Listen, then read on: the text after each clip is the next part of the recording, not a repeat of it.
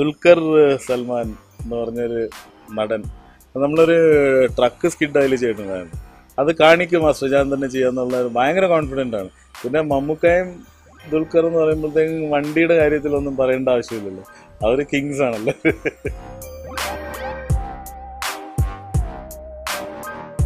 മമ്മൂക്കയുടെ പടം സൈലൻസ് എന്ന് പറയുന്ന പടത്തിൽ മമ്മൂക്കയുടെ കാറ് മമ്മൂക്ക സ്കിഡ് ചെയ്യും. മമ്മൂക്ക ലൈവ് സ്കിഡ് ചെയ്താണത്. മമ്മൂക്ക സൂപ്പറായിട്ട് സ്കിഡ് ചെയ്യും വണ്ടിയൊക്കെ.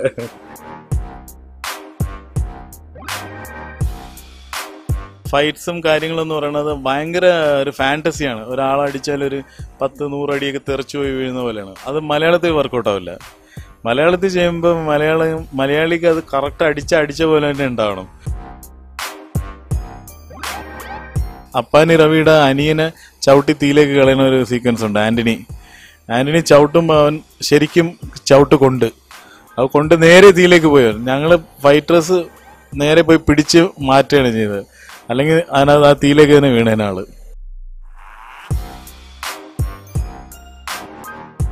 മമ്മൂക്ക എന്ന് പറഞ്ഞ ഒരു വ്യക്തി ഭയങ്കര എനർജിയാണ്. മലമ്പുഴ ഡാമിനകത്ത് ചാടി വെള്ളത്തിനകത്തൊരു ഫൈറ്റൊക്കെ ഉണ്ട്, അണ്ടർ വാട്ടർ ഒരു ഫൈറ്റൊക്കെ ഉണ്ടായിരുന്നു. അപ്പോൾ ആ ഫൈറ്റൊക്കെ എന്ന് പറഞ്ഞാൽ മമ്മൂക്ക ഞാനത് ചെയ്യുമെന്ന് പ്രതീക്ഷിച്ചില്ല മമ്മൂക്ക. അതേപോലെ മേക്കപ്പ് തൊട്ട് എല്ലാ വർക്കിനും അവാർഡ്സ് ഉണ്ട്. ഞങ്ങൾക്ക് ഈ സ്റ്റണ്ടുകാർ ഞങ്ങൾ ഒത്തിരി കൈയും കാലും ഒക്കെ ഒടിച്ച് പണി ചെയ്ത് കഷ്ടപ്പെടുന്നവർക്ക് ഞങ്ങൾക്കൊരു അവാർഡും കിട്ടാറില്ല.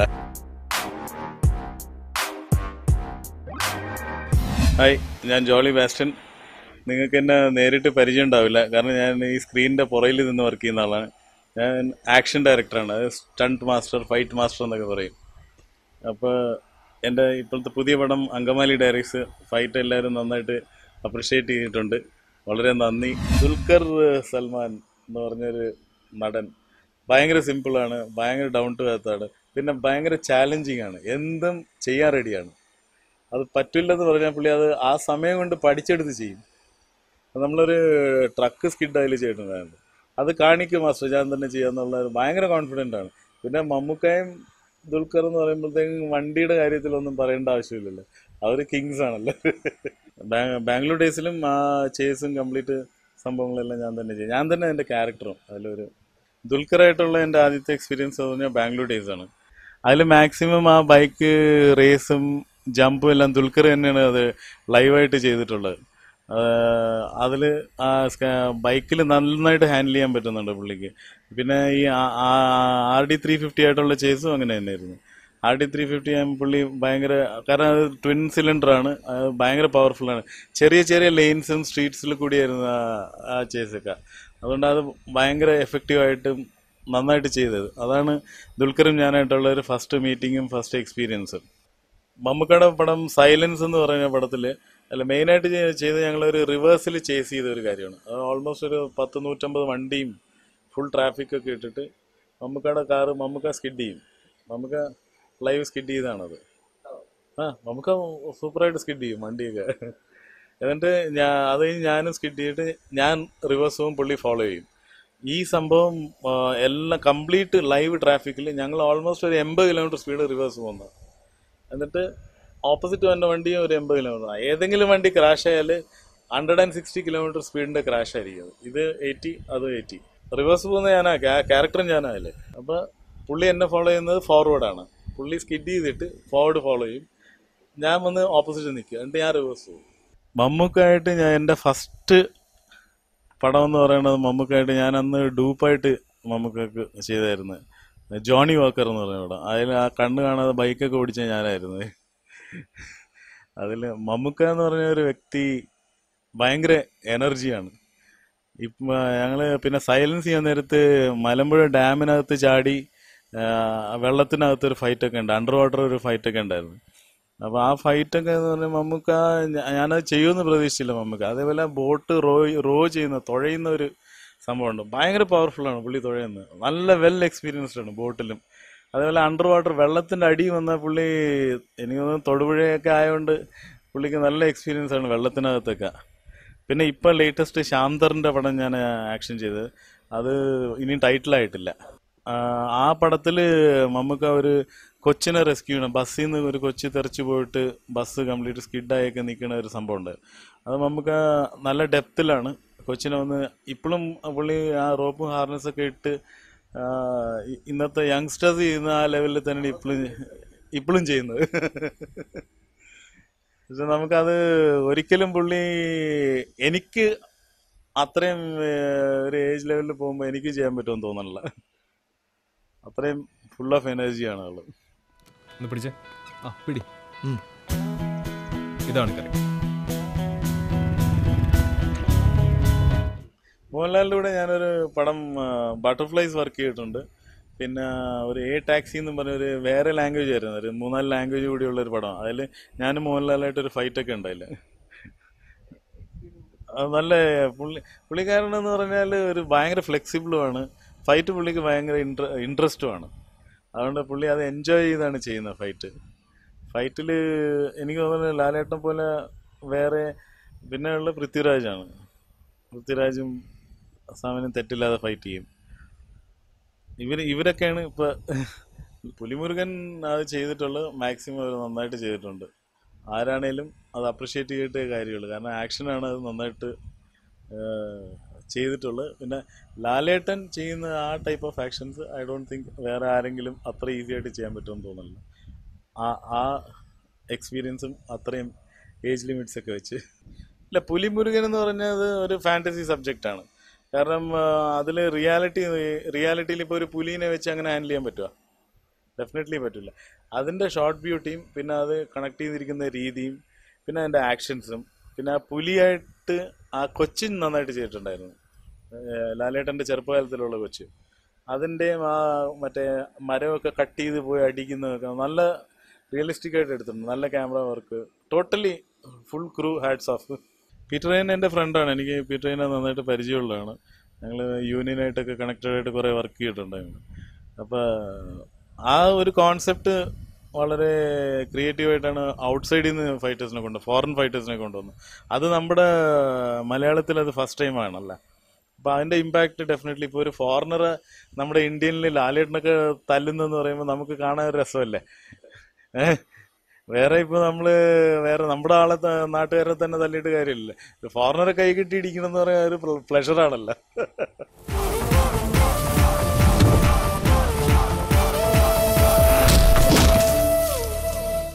ചിരഞ്ജീവി ആവട്ടെ, തമിഴിലെ ഇപ്പോൾ രജനികാന്ത് ആവട്ടെ, രജനികാന്ത് ഇത്രയും വലിയ ആളുകളെ ഏത് ഫൈറ്റ് മാസ്റ്റർ ആണെങ്കിലും ഏത് ഡയറക്ടർ ആണെങ്കിലും അയാളെ കാലയോട് നമസ്കാരം ചെയ്യട്ടെ, അയാൾ പണി തുടങ്ങുള്ളൂ ഇന്നും രജനികാന്ത്. പിന്നെ രജനി സാറിൻ്റെ പടം ചെയ്തിട്ടുണ്ട്, നാട്ടുകുറുനല്ലവൻ. പിന്നെ ചിരഞ്ജീവിയുടെ പടം ചെയ്തിട്ടുണ്ട്, അണ്ണയ്യ. അങ്ങനെ ഒരുവിധം സൂപ്പർ സ്റ്റാർസിനെയൊക്കെ കവർ ചെയ്തിട്ടുണ്ട്. പിന്നെ നമ്മളിവിടെ മമ്മൂക്ക, മോഹൻലാൽ സാർ, എല്ലാവരും ലാലേട്ടൻ്റെ എല്ലാത്തിൻ്റെയും പടം ഒരുവിധം കവറായിട്ടുണ്ട്. പിന്നെ ഇപ്പം ഞാൻ ഓൾമോസ്റ്റ് ഒരു 780 പടം ചെയ്തിട്ടുണ്ട്. 780 ഫിലിംസ് ചെയ്തിട്ടുണ്ട് ഞാൻ, ഓൾ ലാംഗ്വേജസ്. പകതായിട്ടുള്ള എൻ്റെ എക്സ്പീരിയൻസ് കൂടുതലും ഇൻട്രാക്ഷൻ വന്നിട്ടുള്ളത് 1/2 എന്ന് പറഞ്ഞ ഒരു പടത്തിലാണ്. അരുൺകുമാർ ഡയറക്റ്റ് ചെയ്ത് രാകേഷ് ചേട്ടൻ പ്രൊഡ്യൂസ് ചെയ്ത ആ പടം. അതിൽ ഫകതായിട്ട് ഞങ്ങൾ ഒത്തിരി ആക്ഷനും പിന്നെ ഒരു ബിൽഡിങ്ങിൻ്റെ പുറത്തുനിന്ന് മുരളി ഗോപിനെ ഒരു 200 ഫീറ്റിൽ നിന്ന് ഞാൻ ഡ്രോപ്പ് ചെയ്തായിരുന്നു. അത് ബ്രേക്കിംഗ് ന്യൂസ് ആയിരുന്നത്, ബാംഗ്ലൂർ വെച്ച് ഒരു 20 സ്റ്റോറി ബിൽഡിങ്ങിൻ്റെ പുറത്തുനിന്ന്.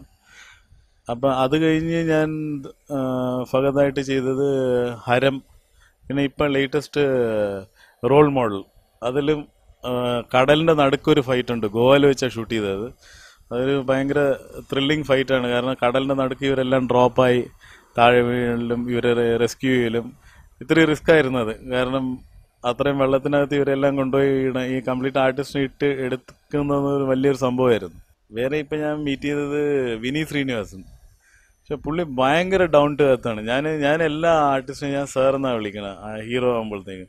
അപ്പോൾ പുള്ളി എന്നെ വിളിച്ചു പറഞ്ഞു, മാസ്റ്റർ എന്നെ വിനീത് എന്ന് പേര് വിളിച്ചാൽ മതി, സാറെന്ന് വിളിക്കണ്ട എന്നൊക്കെ പറയാം. ഭയങ്കര ഡൗൺ ടു എർത്ത് എന്ന് പറഞ്ഞാൽ ഞാൻ അത്ര സിമ്പിളായിട്ടുള്ള നല്ല പ്രൂവ്ഡ് ഡയറക്ടറാണ്, പ്രൂവ്ഡ് ആർട്ടിസ്റ്റാണ്. അങ്ങനെ ഒരു ഇതില്ലാത്ത മനുഷ്യനാണ് ഞാൻ.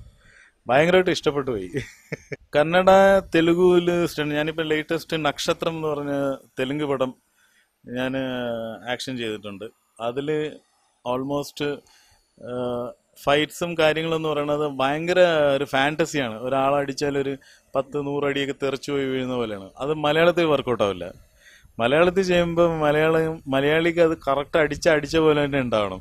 വീണത് അവന് എത്ര ദൂരെ പോകുന്നുള്ളത് അവർക്കറിയാം. ആ ഫീൽഡിൽ തന്നെയാണ് ഇപ്പം മലയാളത്തിൽ നമ്മൾ ഫൈറ്റ് ചെയ്യുന്നത്. കന്നഡയും അങ്ങനെ തന്നെ. കന്നഡയും ഫാൻറ്റസി ഫൈറ്റ്സ് ആണ്, റിയാലിറ്റി ഫൈറ്റ്സ് കുറവാണ് അവിടെ. അതുകൊണ്ട് എല്ലാം ഞങ്ങൾ ഇവിടെ ഭയങ്കര കെയർഫുള്ളാണ് ഞാൻ ആക്ഷൻസ് ചെയ്യുമ്പോൾ. കാരണം ഇവിടുത്തെ ഓഡിയൻസും അങ്ങനെയാണ്. റിയാലിറ്റി പിന്നെ കണ്ടിന്യൂറ്റീസും എല്ലാം ഒത്തിരി കെയർ ചെയ്താണ് ചെയ്യുന്നത് ഇവിടെ.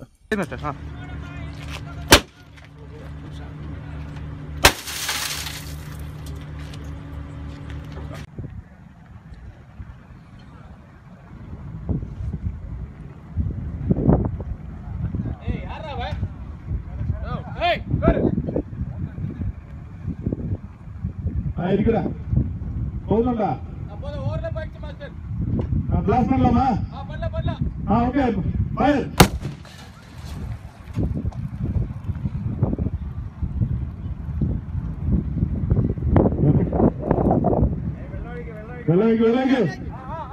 അങ്കമാലി ഡയറീസിന്റെ ഫൈറ്റ്സ് എന്ന് പറയുന്നത് എല്ലാം ടച്ച് ചെയ്ത് അടിച്ചിട്ടുള്ളതാണ്. അല്ലാണ്ട് ഗ്യാപ്പോ ഇതൊന്നുമില്ല. ഇപ്പൊ നമ്മൾ ഇങ്ങനെ കൈ വീശിയാല് ഇങ്ങനെയൊക്കെ പോകുന്ന ഫൈറ്റ്സ് കൂടുതലും ഓവർലാപ്പിലൊക്കെ വെച്ച് ക്യാമറ വെച്ചടി. ഇതിങ്ങനെ അടിച്ചാൽ കൊള്ളണ പോലെ അടിച്ചിട്ടുള്ളത്. അങ്ങനെയാണ് ഒരുത്തിന്റെ മൂക്കൊക്കെ ഒടിഞ്ഞു പോയത്. അങ്കമാലി ഡയറീസിന്റെ ബോംബ്സും തോട്ട എറിയലും അതെല്ലാം ഞാൻ തന്നെ ക്രിയേറ്റ് ചെയ്തതാണ്.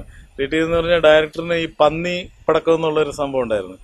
അപ്പൊ പന്നി പടക്കം പൊട്ടിക്കുന്നത് എങ്ങനെയാണെന്ന് ഞങ്ങൾ ലൈവ് പടക്കം എടുത്ത് പൊട്ടിച്ചു നോക്കി, എങ്ങനെയൊക്കെയാ അത് പോകുന്നത്. ആ കോൺസെപ്റ്റ് വെച്ചിട്ട് തന്നെ ഞങ്ങൾ ഇത് ക്രിയേറ്റ് ചെയ്ത്. അതേപോലെ തന്നെ ഇതെല്ലാം ഇറച്ചിയൊക്കെ സ്പ്ലാഷായി തെറിച്ച് വരുന്നുണ്ടല്ലോ, ഭയങ്കര ലൈവ്ലി ആയിരുന്നു അത്. അത് നമ്മൾ വേറെ സാധനം വെച്ചിട്ടാണ് ബ്ലാസ്റ്റ് ചെയ്തത്. ആ എഫക്റ്റിൽ തന്നെ ചെയ്തത്. Angamaly diaries climax fight totally അതൊരു 11 മിനിറ്റ്സ് ആക്ഷൻ സീക്വൻസ് ആണ്. ആക്ഷനും സീനും എല്ലാം കൂടി അത് ഡയറക്ടറിന്റെ കോൺസെപ്റ്റാണ്. അത് ഒത്തിരി പാടുപെട്ടാണ് ക്യാമറമാൻ ഗിരീഷ് അത് എക്സിക്യൂട്ട് ചെയ്തതും. ഞങ്ങളെല്ലാം ഫൈറ്റേഴ്സ് ആവട്ടെ, എല്ലാ ആർട്ടിസ്റ്റ് ആവട്ടെ, അവരെല്ലാം ഭയങ്കര ടൈമിങ്ങിലാണ് ഇരുന്നത്. എല്ലാം 1000 പേര് ജൂനിയർ ആർട്ടിസ്റ്റ്, പിന്നെ പടക്കം, കള്ളുകൂടി, സീന്, ഒരു 4-5 ലക്ഷം രൂപയുടെ പടക്കം തന്നെ ആയിട്ടാണ് കാണുന്നത്.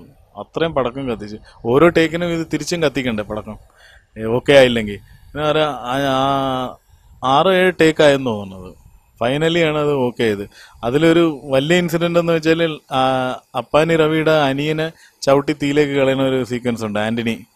ആന്റണി ചവിട്ടുമ്പോൾ അവൻ ശരിക്കും ചവിട്ട് കൊണ്ട് നേരെ തീയിലേക്ക് പോയി. ഞങ്ങള് ഫൈറ്റേഴ്സ് നേരെ പോയി പിടിച്ച് മാറ്റുകയാണ് ചെയ്തത്.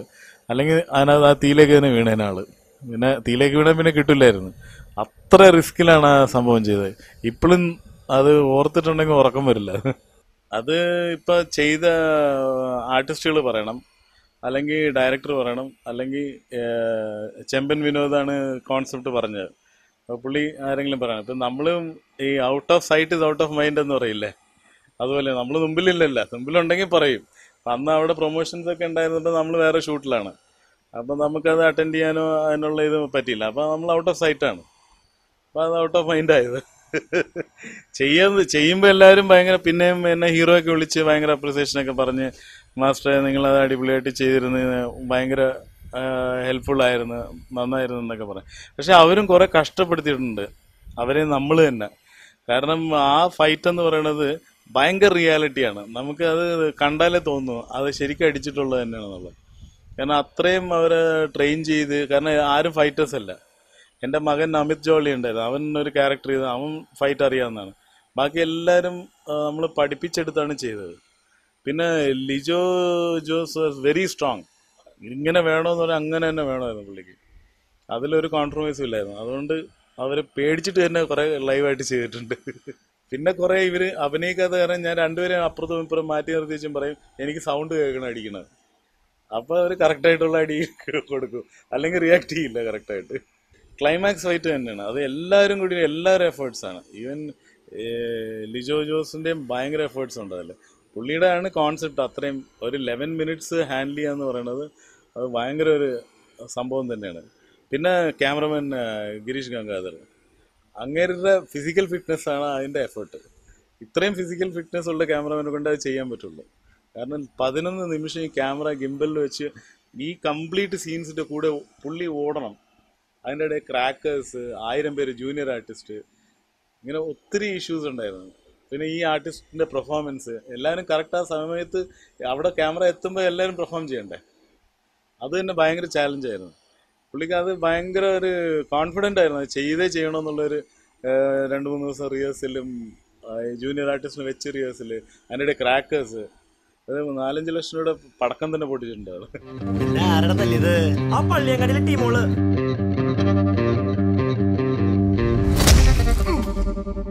ഇല്ല, പല പ്രാവശ്യം എനിക്ക് തോന്നിയിട്ടുണ്ട്. കാരണം മേക്കപ്പ് തൊട്ട് എല്ലാ വർക്കിനും അവാർഡ്സ് ഉണ്ട്.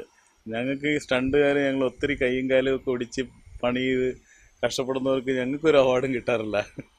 ഇപ്പോൾ പുതിയതായിട്ടൊക്കെ ഇപ്പോൾ വേറെ ഇൻഡസ്ട്രിയിലൊക്കെ തുടങ്ങിയിട്ടുണ്ട് ആക്ഷന് വേണ്ടിയുള്ള അവാർഡ്. അത് ഇതുവരെ നമുക്ക് അങ്ങനെ ഒരു ഫീല് കിട്ടിയിട്ടില്ല, അങ്ങനെ ഒരു അവാർഡ് ഇതായിട്ട്. എനിക്ക് തെലുങ്ക് ഇൻഡസ്ട്രിയിൽ നിന്ന് കുറേ അപ്രിസിയേഷൻസ് ഒക്കെ കിട്ടിയിട്ടുണ്ട്. പക്ഷേ ഇപ്പോൾ മലയാളം ഞാൻ കുറച്ച് ദിവസമായിട്ടുള്ളൂ. ഇത് നിവേദിയായിരുന്നു എൻ്റെ ഫസ്റ്റ് പടം മലയാളത്തിൽ ആക്ഷൻ ഡയറക്ടറായിട്ട്. പിന്നെ ബട്ടർഫ്ലൈസ്, ആനവാൽ മുദ്ര, അങ്ങനെയൊക്കെ കുറേ പഴയ പടങ്ങൾ ത്യാഗരാജ് മാസ്റ്ററിൻ്റെ കൂടെ ഞാൻ വർക്ക് ചെയ്യാൻ വന്നിട്ടുണ്ടായിരുന്നു. പണ്ടത്തെ എന്ന് പറഞ്ഞാൽ പണ്ട് ഞങ്ങൾക്ക് സേഫ്റ്റി എന്ന് പറയുന്നത് ഇല്ലായിരുന്നു. കാരണം എല്ലാം നമ്മൾ ലൈവായിട്ട് ചെയ്ത് ബോക്സും ബെഡുമേലൊക്കെയാണ് ഞങ്ങൾ താഴെ വീണുകൊണ്ടിരുന്നതും. വീഴ്ച മൊത്തം ഡയറക്റ്റായിരുന്നു. ഇപ്പം ഞങ്ങൾക്ക് റോപ്സ് കുറേ ഉണ്ട്. റോപ്സ് അതും എല്ലാം ഫോറിൻ കൺട്രീസിൽ നിന്ന് നോക്കി ഞങ്ങൾ അഡോപ്റ്റ് ചെയ്തിട്ടുള്ള കാര്യങ്ങളാണ്. ആ റോപ്സ് ഉള്ള കാരണം കുറേ കൂടി സേഫാണ് ഇപ്പോഴത്തെ ആക്ഷൻസ്. റിസ്കി എന്ന് പറഞ്ഞാൽ ഞാൻ ഇപ്പോൾ കുറച്ച് ദിവസം മുമ്പ് ഒരു സൂപ്പർ ഡീലക്സ് ബസ് പറഞ്ഞാൽ ടോപ്പിൾ ചെയ്തായിരുന്നു. അത് ഒരു ഭയങ്കര റിസ്ക് ആയിട്ട് ഫീൽ ചെയ്തു. കാരണം ഇന്ന് വരെയും എല്ലാം സൈഡിൽ നിർത്തി ഇങ്ങനെ പുഷ് ചെയ്ത് താഴെ ഇട്ടിട്ടേ ഉള്ളൂ. ഇത് ഞാൻ നേരെ റാമ്പൊക്കെ ബിൽഡ് ചെയ്തിട്ട് റാമ്പിൻ്റെ മേളിൽ നിന്ന് ഇങ്ങനെ ഓടിച്ച് കയറ്റി മറിച്ചാണ്. അത് എനിക്കൊരു ചെറിയ കോളർ ബോൺ ഫ്രാക്ചറൊക്കെ ഉണ്ടായിരുന്നു അതിൽ. അത് ഇത്തിരി റിസ്ക് ആയിട്ടുള്ള ഒരു കാര്യമായിരുന്നു. പിന്നെ ഉള്ള ഞങ്ങളുടെ ഫൈറ്റ്സ്, ഗ്ലാസ് ബ്രേക്ക്, ഇങ്ങനെയൊക്കെയുള്ള ഐറ്റംസ് കുറേ കൈയും കാലൊക്കെ കുറേ ഡാമേജ് ഉണ്ട്. നീസൊക്കെ ഡാമേജാണ്. പിന്നെ ആ 4-5 റിബ്സൊക്കെ ഫ്രാക്ചറായിട്ടുണ്ട്. അങ്ങനെ ഈ ഇഷ്യൂസിൽ ഒത്തിരി ഞങ്ങൾക്ക് ഡാമേജസ് ആവും. ഇപ്പോൾ കുറേയും കൂടി റോപ്സൊക്കെ ആവുന്നത്, റോപ്പാണെന്ന് പറഞ്ഞാലും അത്ര ഈസി അല്ല. റോപ്പിലും അടി കൊള്ളാം. പക്ഷേ താഴെ വീഴാൻ നേരത്ത് ഒരു സപ്പോർട്ട് എന്നുള്ളത് ഇപ്പോൾ ഒരു 200 ഫീറ്റ് ബിൽഡിങ്ങിൻ്റെ പുറത്തുനിന്ന് താഴെ വീഴണം. അപ്പോൾ ഞങ്ങൾ റോപ്സിലാണ് താഴെ വരുന്നത്. അപ്പോൾ അങ്ങനെ ഒരു സേഫ്റ്റി ഉണ്ട്. മറ്റേത് അങ്ങനെയല്ല. മറ്റേ നമ്മളിപ്പോൾ വെള്ളമൊക്കെ വെച്ചിട്ട് വെള്ളത്തിലേക്ക് ചാടുമായിരുന്നു. ആ ചാട്ടം വെള്ളത്തിലേക്ക് കാണിക്കുമായിരുന്നു. ഇപ്പോൾ സി ജിയും കുറേയൊക്കെ വന്നിട്ടുണ്ട്. സി ജിയിലും പക്ഷേ സി ജി കുറേ ക്രിയേറ്റ് ചെയ്യണേലും തന്നെ ഭയങ്കര എക്സ്പെൻസീവാണ്. സി ജി ക്രിയേറ്റ് ചെയ്യണേലും ലൈവ് ചെയ്യുന്നതാണ് ഇതിനും കൂടി ക്ലാരിറ്റി ഉണ്ടാവുള്ളൂ. പിന്നെ അതേപോലെ കാണാനും ഒരു ലൈവ്ലി ആയിട്ട് തോന്നത്തുള്ളൂ. സി ജി ആകുമ്പോൾ അത്രയും എന്തൊക്കെ ചെയ്താലും സി ജിയാണ്. അല്ല, ആ സ്പോട്ടിൽ എല്ലാവരും അപ്രിഷ്യേറ്റ് ചെയ്യും കംപ്ലീറ്റ്. ഇന്നാളെ ഞാൻ ഒരു സിനിമാക്കാരെന്ന് പറഞ്ഞൊരു പടം വിനീത് ശ്രീനിവാസിൻ്റെ ചെയ്തപ്പോൾ എല്ലാം സ്പോട്ടിൽ ഭയങ്കര ക്ലാപ്സൊക്കെ ആയിരുന്നു. പക്ഷെ ആ ക്ലാപ്സ് ഓഡിയൻസ് അറിയത്തില്ലല്ലോ. നിങ്ങൾക്ക് ഇപ്പോൾ ഇങ്ങനെയുള്ള ഏതെങ്കിലും ഇൻ്റർവ്യൂസിലൊക്കെ വരുമ്പോഴേ നമ്മളെപ്പറ്റി അറിയാൻ പറ്റത്തുള്ളൂ. അല്ലാതെ ആർക്കും അറിയാൻ പറ്റത്തില്ല നമ്മളത് ചെയ്ത്, അല്ലെങ്കിൽ നമ്മളാണ് റിസ്ക് എടുത്തത്. എത്ര പേര്, ഞാൻ മാത്രമല്ല, എൻ്റെ കൂടെ വർക്ക് ചെയ്യുന്ന സ്റ്റണ്ട്മാൻസും അത്ര തന്നെ. റിസ്ക് എന്ന് പറയുമ്പോഴത്തേക്കും അവരെ എടുക്കുള്ളൂ. പിന്നെ ഇതിലൊരു കാര്യം കൂടിയുണ്ട്. കാരണം ഒരു സൂപ്പർ സ്റ്റാറോ അല്ലെങ്കിൽ ഒരു ആർട്ടിസ്റ്റിനെ നമുക്ക് റിസ്ക് ചെയ്യാനായിട്ട് പറ്റത്തില്ല. കാരണം അവർക്ക് കുറേ കമ്മിറ്റ്മെൻ്റ് ഉണ്ടാകും. പ്രൊഡ്യൂസർ ഇവരുടെ പുറത്ത് കാശ് ഇൻവെസ്റ്റ് ചെയ്തതാണ്. അപ്പോൾ ഞങ്ങളെപ്പോലെ സ്റ്റണ്ട്മാൻസ് റിസ്ക് എടുത്താൽ അവർ ആശുപത്രിയിലായാലും കുഴപ്പമില്ല. ആർട്ടിസ്റ്റ് റിസ്ക് എടുക്കാൻ പറ്റില്ലല്ലോ. ലേൺ എന്ന് പറഞ്ഞാൽ ഞാൻ ബേസിക്കലി ഒരു റേസ് ഡ്രൈവറും റൈഡറും ആയിരുന്നു. ഞാൻ റേസ് റാലിക്കൊക്കെ ഞാൻ ഇതിന് പോയിട്ടുണ്ട്, സപ്പോർട്ടിങ് ക്രൂ ആയിട്ട് പോയിട്ടുണ്ട്. ഞാൻ മെക്കാനിക്കാണ് ബേസിക്കലി. സോ അതിന് സപ്പോർട്ടിങ് ക്രൂ ആയിട്ട് പോയിട്ടുണ്ട്. പിന്നെ മോട്ടോക്രോസ് റേസിങ് ഞാൻ പാർട്ടിസിപ്പേറ്റ് ചെയ്തിട്ടുണ്ട് ഒത്തിരി. അതുകൊണ്ട് ആ ഒരു കോൺസെപ്റ്റ് എനിക്ക് എപ്പോഴും ഈസിയാണ്. ചെറുപ്പം തൊട്ടേ ഞാൻ എൻ്റെ 10-15 വർഷം, 12 വയസ്സ് തൊട്ടേ വർക്ക്ഷോപ്പും കാര്യങ്ങളും, ഫാദർ മെക്കാനിക് ആയിരുന്നു. അപ്പോൾ അങ്ങനെ വർക്ക്ഷോപ്പും വണ്ടികളായിട്ട് റിലേറ്റഡ് ആണ്. പിന്നെ ഞാൻ ഓൾമോസ്റ്റ് എല്ലാ സാധനവും കാണും. ഏത് പടം വന്നാലും കാണും. എന്നാൽ കാണുമ്പോഴേ അറിയാൻ പറ്റുള്ളൂ. ഞാനിപ്പോൾ അപ്ഡേറ്റഡ് അല്ലെങ്കിൽ ഞാൻ ഈ ന്യൂ ജനറേഷൻ്റെ കൂടെ നിൽക്കാൻ പറ്റില്ലല്ലോ അല്ലേ. ഓൾമോസ്റ്റ് എല്ലാ ന്യൂ ജനറേഷൻ പടം ഞാൻ ചെയ്യുന്നുണ്ട്. അപ്പം ഞാൻ അപ്ഡേറ്റഡ് ആയിരിക്കണം. ഇന്നത്തെ ടെക്നോളജി എന്താണ്, അല്ല ഗ്രാഫിക്സ് എങ്ങനെ യൂസ് ചെയ്യുന്നത്, എല്ലാ കാര്യവും ഞാൻ അപ്ഡേറ്റഡ് ആയിരിക്കണം. എന്നാലേ എനിക്ക് ഇവരുടെ കൂടെ കോമ്പറ്റേറ്റ് ചെയ്ത് പോകാൻ പറ്റുള്ളൂ. എന്ത് സംഭവിച്ചാലും ആക്ഷൻ സീക്വൻസിൽ ആർക്കെന്ത് സംഭവിച്ചാലും ആക്ഷൻ ഡയറക്ടർ തന്നെ റെസ്പോൺസിബിൾ, വേറെ ആരുമില്ല. ഓഡിയൻസിനോടുള്ള റിക്വസ്റ്റ് എൻ്റെ സൈഡിൽ നിന്നുള്ളത്, ഞങ്ങൾ ഒത്തിരി പേര് ടെക്നീഷ്യൻസും ആർട്ടിസ്റ്റുകളും ഒരുപാട് പേര് ഒത്തിരി പാടുപെട്ടാണ് ഈ സിനിമ ചെയ്യുന്നത്. ഇതിൻ്റെ പുറയിൽ ഒത്തിരി ശ്രമമുണ്ട്. ഒരു ചെറിയ ഷോട്ടിനാണേലും ഒത്തിരി ലൈറ്റിങ്ങും കാര്യങ്ങളും ഒത്തിരി വർക്ക് ലോഡ് ഉണ്ട് അതിൽ. അതുകൊണ്ട് എല്ലാവരും തിയേറ്ററിൽ വന്ന് സിനിമ കാണണം, DVD ഇതിൽ കാണാൻ നിൽക്കരുത്. കാരണം ഞങ്ങൾക്ക് ഈ സിനിമ നിന്നാലേ ഞങ്ങളുടെ ലൈഫൊക്കെ മുമ്പോട്ട് പോകും. ഈ ഇൻഡസ്ട്രി ഡിപ്പെൻഡ് ചെയ്ത് ഒത്തിരി പേരുണ്ട്. പിന്നെ വേറെ ഒരു കാര്യം ഞാൻ പറയാനുള്ളത്, നമ്മൾ പേഴ്സണലി നമ്മൾ എന്ത് ചെയ്താലും അത് നീറ്റായിട്ട് ചെയ്യണം. ഈവൻ ഇപ്പോൾ ഒരു ഷർട്ട് അയൺ ചെയ്യണമെങ്കിലും അത് നീറ്റായിട്ട് അയൺ ചെയ്യണം, അല്ലെങ്കിൽ തൊടാൻ പോകരുത്. ഇതാണ് എൻ്റെ പോളിസി.